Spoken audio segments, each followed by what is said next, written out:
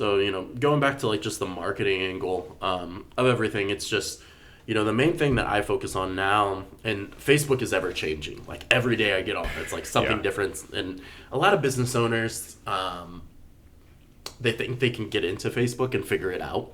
And they might they might have like a one-hit wonder that like, the way to look at it too, if you ever run your own Facebook marketing, is you have to test like 10 different things. Oh, yeah. Right? And so the thing that you want to think about is like people turn stuff off way too early, first off. Mm-hmm. They're like, I spent $30 and nothing came in. Right. Well, I heard it said very well that you want to spend, say you're running 10 different ones, on one ad, you should spend what the income would be, the revenue of one new client signing up for that first month. Mm-hmm. So say you get $200 off of revenue, right? So that would be basically, if you had 10 campaigns running, that's $2,000 that you have to spend. You might have one that hits, or you might have zero. The great thing about what we do is we work with so many different businesses. We already know what works from day one, right? Yeah. So the testing's out the window. It's just like, which one do you want to run, right? Like, so creating different offers. Another thing for businesses is offers. And when we say offers, we never really mean discounts ever. It's actually the complete opposite. We usually tell people you need to raise your rates. Yeah. You need to package things together. So then that could be anything for gyms. It could be, like we mentioned, I don't know, like I saw some guy doing power washing. Could be power washing plus something else, right? Like these combined, it usually be $300, but today I'm going to do it for $250. Yeah. Right?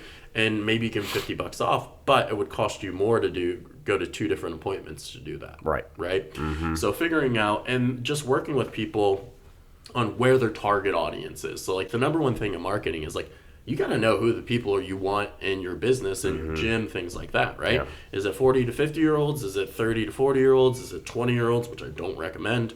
Very temperamental. Yeah, and they just move, right? And, financial situations go up and down. Mm-hmm. Who's your target audience? Where do they live geographically? Right. And then on top of it, like, what is the problem for each one of those groups? And then creating content and marketing around that. And then figuring out from that marketing, all right, this is what, so like I mentioned that Krav Maga, like superheroes is a really big thing for them. Yeah. Hey, in your organic marketing, this is what's resonating to the area. So like talk about this stuff more, right? And I think one thing that a lot of businesses do wrong on the organic side is they're always trying to sell on the organic side. So I read a book called Superfans by Pat Flynn. And I love the book, but the whole concept was you want to become your followers' biggest fans. Yeah, that because makes sense. those are the only people that follow you, yeah. Right? Like people think like 10,000 people are going to see my post. Well, right. No, they're not. It's going to be the 1,000 to follow you, and that's it, right? But if you tell such a great story about Betty that's lost 30 pounds and her story of when she came in, how she felt, how she feels now, and all she's accomplished, she's going to share that on her own social media, right? Which then you reach all Betty's friends in her own ecosystem. And then they say, oh my gosh, Betty, you've lost 20 pounds. Tell me more. Yeah. Right? Where did you do this? How exactly. Did you do this? Yeah. Then that helps the referral business, right? So just telling great stories. And to tell a great story organically, it's very simple. Like, what did life look like before you started? What does life look like now that you've achieved the results? And what would you tell other people in the same situation as me? Yeah. Right? Like, just answer those 3 questions. And then she's going to be like, before I started, I was frustrated. I hated the way I looked in the mirror. Every day, I just didn't feel confident about myself. I joined this gym. Yes, it was hard, but they led me every step of the way. The community was great. Everybody encouraged me. And now I've lost 20 pounds. I fit into clothes I've never fit in before. Right. I look my best. People are complimenting me at holiday functions and groups. And I would tell anybody that's looking, you have to come here because they've helped me and they can help you too. She sells it for you. Yeah. Right? And so what you want to do in that is like your organic marketing is just highlighting people in your gym over and over, right? And you want to give some valuable content away. Like I always go with like Gary V's hook jab. So like value, then like a sales pitch a little bit, right? So always be giving more than trying to, like, if every one of your posts is like, sign up now, book a call, all this kind of stuff, Yeah.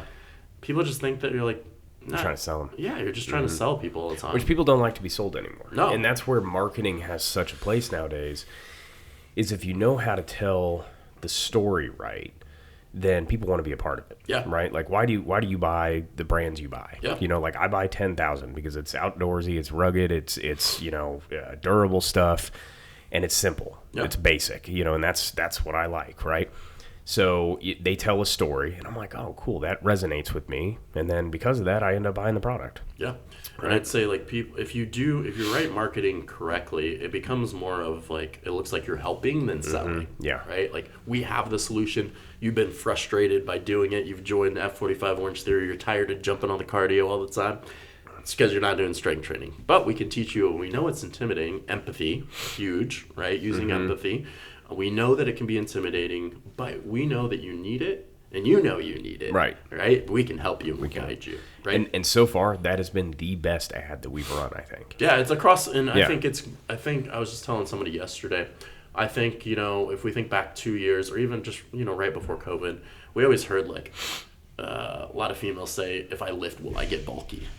Right? Like, Yeah. that was, like, the big thing, but, like, that hasn't been said for a long time. Yeah. Right? Like, women are special. Like, guys always want to look big, right? Right. But women have really come around to know that, like, hey, I need to be working out. I need to be lifting weights because it's going to really benefit me. Yeah. And they're just getting bored of, like, the cardio-esque Yeah. all the time. Yeah. Right?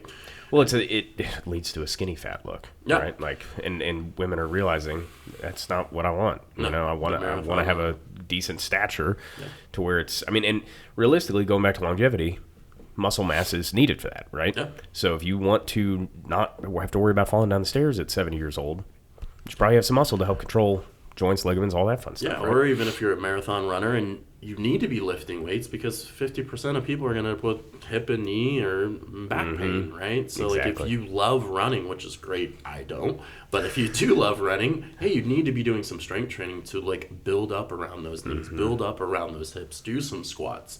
Like, will it slow you down? Maybe a little bit, but you're going to be able to do it a lot longer, right? And so, it's just, it's interesting, the dynamic that has, like, marketing and the gym industry, like, it goes, like, it used to be like the 6-week bait and switch, model. That's like, it's come join us for you 6 weeks, and they come in, and it's like, hey, it's $500. It worked for people, Right. But then marketing got a really bad name, especially to gyms, and the 6 week was so overdone, thanks to Alex, which he's a brilliant mastermind. Yeah. Then it's really come to, like, hey, we're going around to, like, this strength era, especially for boutique gyms and PT gyms, that it's more like, hey, you need this, we can help, kind of thing, right? And so, and the other thing for businesses to realize, the big thing they don't realize, and I always use, like, Super Bowl commercials, right? So Coke puts a Super Bowl commercial out, right? Like, measuring your marketing isn't always black and white. Yeah. So what you want to do before you start marketing is, how many leads, I mean, I don't really care, to be honest. I don't care how many leads you get. I care how many signups and how many new clients Right. you At get. the end of the day, that's what matters. Yeah, the revenue, right? I can get you 1,000 leads if I put free everywhere. Right. That doesn't help anybody, right? But the kind of leads you get from that are not. Yeah, they're going to be looking for free. That's why we Exactly. don't say free trial. That's why we get away from all that stuff, because they know the class is going on with or without you. Right. But the thing you want to do is go through, like, prior 4 to 6 months of what you did without marketing. How many new clients? What was the average? What was the average new revenue from that? And then start marketing, and then tally up everything. It doesn't matter if it comes from your website. It doesn't matter if it comes from Facebook. It all goes into one, because truly the best lead, and, like, I just bought, like, an ice barrel, right? Like, it hasn't come, like, 2 Those are months pretty ago. cool. Yeah. But I looked at that and, like, cold Right. plunge. Like, I saw an ad for both. I never bought either one off an ad. I went and researched for months. You went to their website. Exactly. Looked- yeah. Right? And so they're going to go through different streams if they're going to, like, take the next step to, like, I want to do more research on Yeah. this. So what I'm saying is, like, when you start marketing, is you want to combine, like, if you were getting 10 website leads before, you start marketing and now you're getting 30, something happened. Something's right. yeah. So just like Coke in the Super Bowl commercial, they don't say, well, how many people came on off the Super Bowl ad last week into Meyer and bought Coke? No, they say, were our sales revenue up? What was the net revenue that it was up? And we attributed that to running commercials and running ads. Yeah. Right? And that's what you need to do is like, are we making more money than we did before? Right. And especially when people, it's not even black and white of like month to month either, because somebody joins your gym, say 5 people join your gym for $200, but they usually stay for 6 months. Well, that's $1,000. That's actually $6,000 that you made. Because they're going to stay for 6 months. And granted, they probably stay a lot longer. But, LTV, lifetime value of that is $6,000, yeah. right? So, and then that's the main thing a lot of people get misled is like you have one bad marketing month. It happens, right? Like for gyms, honestly, December and January are the hardest months. Right.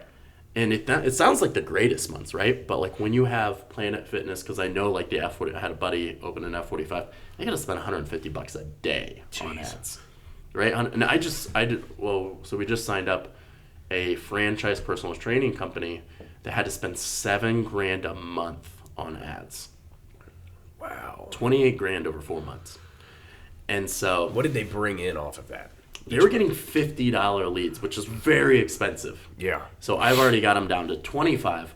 So Okay. I was like, look, I can have you spend half the amount and get you the same amount of leads and probably better quality. Gosh. And so, but going back to like New Year's in January is when if you're in a competitive market like Indianapolis, Chicago, things like that, you're going to have like Planet Fitness is running 1 cent for 1 year, right? Like ridiculous stuff. And they're going to be spending a ton of money because they can. So there's a thing called frequency on Facebook that's basically how many times you see an ad, right? So what I like to do is I usually change ads, especially if they're not working, if people have seen it 8 times. Because studies have shown, and this is interesting too, that it takes 8 times before somebody buys something. So if somebody comes in as a lead on day 1, it usually is going to take 8 to 10 touch points before they're going to make a buying decision, right? Kind of goes back to the cold plunge thing. It probably took me about 10 to 15 times before I pulled the trigger on something, right? But I did my research, and so it's that constant communication. Well, it's that keeping it at the top of mind. Yeah. Because then when you're putting it in your mind, oh man, maybe I should start researching these, and then see it again. Oh shit, yeah, I need to research these. Okay, now I'm researching, and then it's just that constant feedback of, oh, I'm looking for a cold plunge. Because there's been times where I've been looking at a product, and I'm like, man, I haven't seen an ad. Shit, I can't remember what was the name of that product. Oh, yeah. But then another ad pops up, and I'm like, I'm gonna look at that one. Creepy how that happens, right? Right.